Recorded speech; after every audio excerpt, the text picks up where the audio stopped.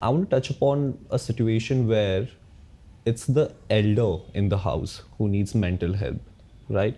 And probably the children in the house are seeing that, okay, you know what, this person is not mad. I'm not saying that person is mad in the house, but just saying that he could or she could deal with a little bit of therapy. He needs that thing, and this could improve the environment of the house, because a lot of households in India do have a toxic sort of environment where it's not because the parents are treating their child in a toxic way because they want to, it's just because that's how probably their parents treated them in that way and they don't know any better. Very true. Like, for example, like beating a young child, right? Like, you know, you cannot, like, that trauma of someone who you look up to or someone who you love is also hitting you. It's can be so dangerous for a child's initial years that it can scar them forever.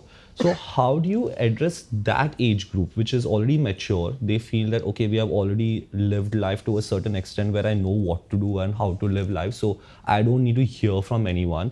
I'm not that open on listening to an opinion from, say, like a young entrepreneur like you or you.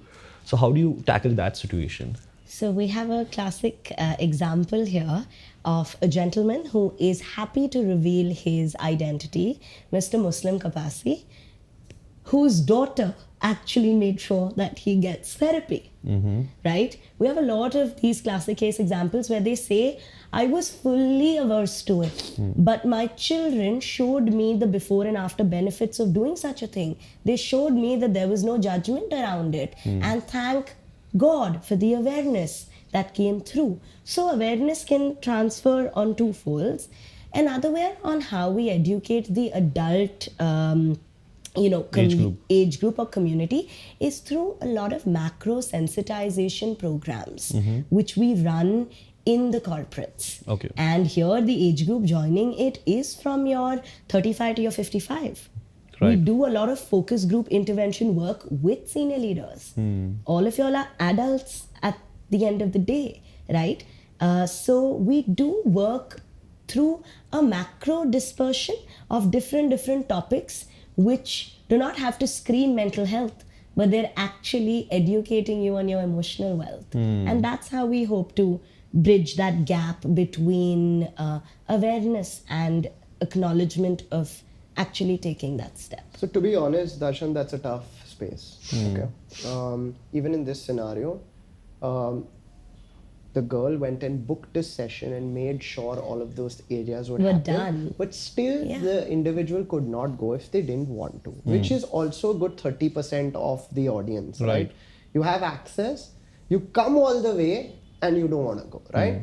So an area over there, at least, that this question we have to ask ourselves as entrepreneurs a lot, right? And what, from the therapist end of it, what comes to us is, you need to change the way you particularly are being affected by the areas and things that the senior leader in the family is doing. If they are waiting because they're used to the attention, they're used to being the elephant in the room, they're used to being the person who you have to, like say Gigi too. Today, you are fueling their fire. And there is a right way to communicate and to get your point across to them. But the moment they see, right, it's not affecting you as much, that's when they will bring that change into themselves or want to bring that change. Till they see that it affects you, it's like the bully syndrome, right? Yeah. They will keep doing it because they are getting a stimulus out of it. Yeah, because you're reacting to it. Absolutely. Exactly. Yeah. And complaining to the teacher is again adding a stimulus to it. Yeah. So you can take the analogy in every different term. But every situation. Correct. The best way to stop a bully is not to attack the bully, right? It's possibly not even to go directly face to face with the bully, right? But it could be tomorrow that something the bully enjoys engaging with, right?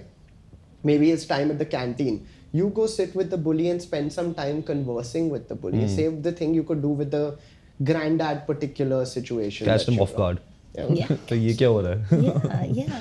I feel like we're also a trauma-led society, and we let trauma keep repeating itself. Hence, we don't get out of that trauma. How often do we do things that we're uncomfortable doing? But we continue complaining. Nobody wants to put them in situations of discomfort. And in situations of discomfort lies a lot of growth. And this is the education that we can empower through conversation. Yeah.